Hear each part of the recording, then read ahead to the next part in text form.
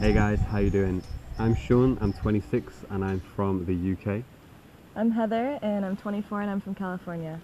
Now me and Heather have known each other quite a while, and we decided to take the leap into the Spirit Vine Retreat Center in order to do a few ayahuasca ceremonies and learn more about ourselves. We arrived in mid-April, and we chose to do 4 ayahuasca ceremonies, so 3 of them were nighttime ceremonies, and 1 of them was during the day. Yeah, that's right. So the purpose for me personally coming here was to detox, cleanse, learn a lot more about myself, and also get more in touch with my inner creative abilities. So as a profession, I trade the foreign exchange market, which is similar to stocks and shares, which is very, very stressful on the system. And you're constantly looking at the computer, you're constantly working around the clock, trying to keep up with the markets, etc., etc. And it can be quite taxing on the system and the mind. Me personally, I'm quite a sensitive person, so I'm sensitive to electronics. And back in the UK, you will not find a scenario or scenery as we can see right behind us here at the Spirit Vine. You guys watching this video who actually live in England, you know that we don't get too much sun either, which is a big part of my happiness overall. So this place is like paradise to me. Yes, my intention coming here was to get more in touch with myself as well as connect deeper with nature, and this is the perfect opportunity to do so. It's been an absolutely incredible stay. I teach yoga, I also teach meditation, and write about nutrition, health, self love, conscious information. So I felt that this was the perfect opportunity to expand my mind and accumulate more information in that realm and share it with more people.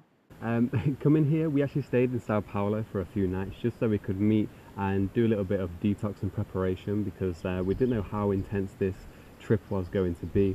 However, it's been absolutely phenomenal to say the least. We'll go into further details in a moment, but upon arrival, we were greeted by Sylvia and Rohan. We were shown our bungalow, which was absolutely beautiful. We unpacked. First thing we actually did, me and Heather, because our dinner was at 6 p.m, so we had a few hours. So the first thing we did was get changed and jump straight into the lagoon over here, which was absolutely amazing. And So then refreshing. yes, it's so good. And yeah, so 6 p.m. we had our first dinner meet, and then we got to know all of the other group participants. I think there were around 8 of us here in total. The great thing was that everybody in the group there was no 2 people from the same area or from the same country. We all had entirely different and unique life stories, things that we all wanted to work on. Different accents. Different accents as well. And once more, we got to know each other on a brief scale, brief perspective of where we're all from. And then we went for some food. We had our dinner, and the food here, guys, is absolutely super on point. It's amazing. I'm vegetarian. Heather over here is vegan. So the food for us was, we couldn't have asked for anything else. And I'm a big advocate of coconut water as well. Can't get enough of that stuff, and the guys provided it day in, day out. The food here is absolutely on point. All the food was really nutrient dense, and that is really important, especially when you're preparing for ayahuasca. I personally prepared for ayahuasca by doing a month detox where I removed all stimulants from my system: no sugar, no soy, no cannabis, no alcohol, no caffeine. And so my body was pretty pure upon arriving here, but the food that they had here was so delicious.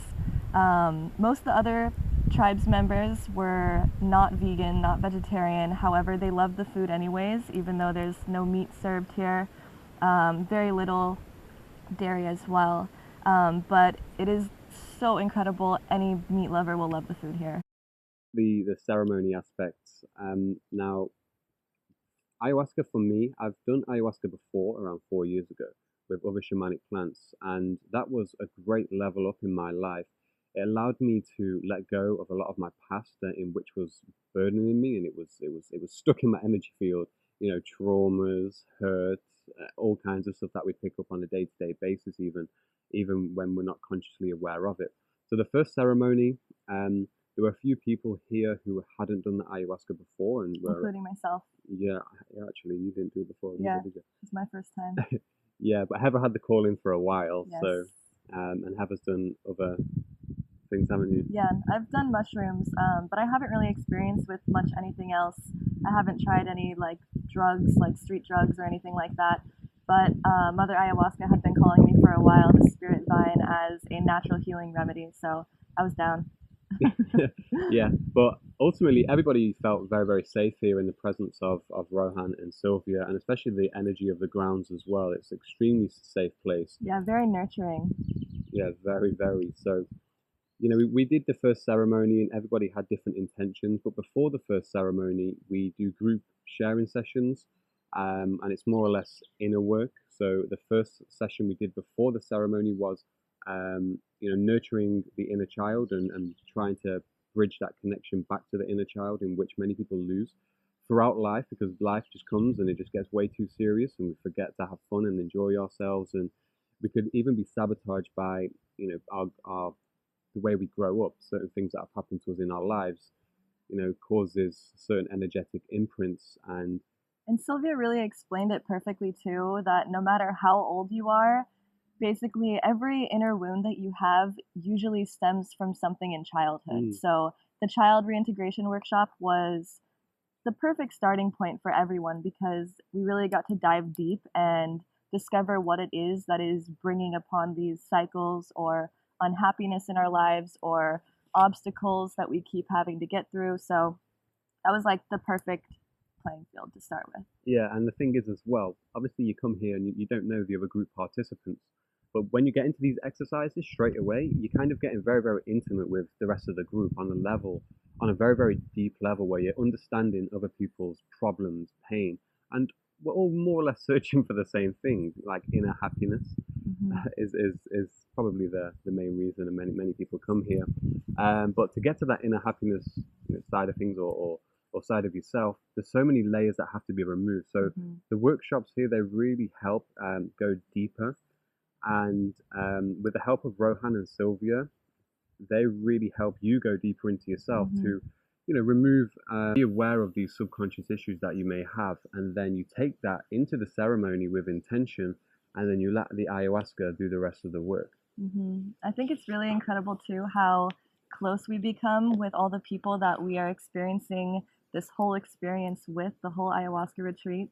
I mean, I personally fell in love with every single person here, and each person served as a different type of mirror for us. And because we were going through these workshops and talking about our deep inner wounds with each other, it created a really safe place for us to all support each other as we're going into the ceremony. Even the energy during the ceremony, you can just feel that everyone's there supporting you, cares for you. After the ceremonies, the next morning, during the days, it really is just like an incredible community that's created between like this little tight knit group, even though it feels like, or even though it's only like, our session was 9 days, our experience felt like months. We knew these people years, even lifetimes.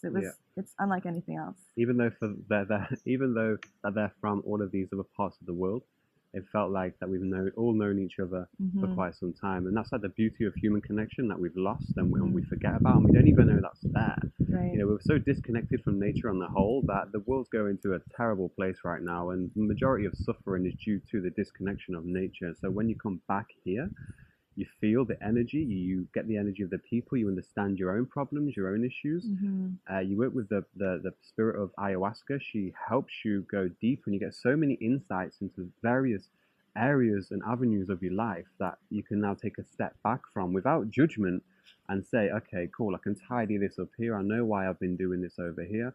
And a lot of it, as I've said, is subconscious imprints and energetic traumas and so forth that people don't even know how diverse their energy system is on the whole. You're not just a body. It's very, very important to also come here and you discuss not just about ayahuasca or your problems, but a lot of self-knowledge as well, which can help you go a long, long way.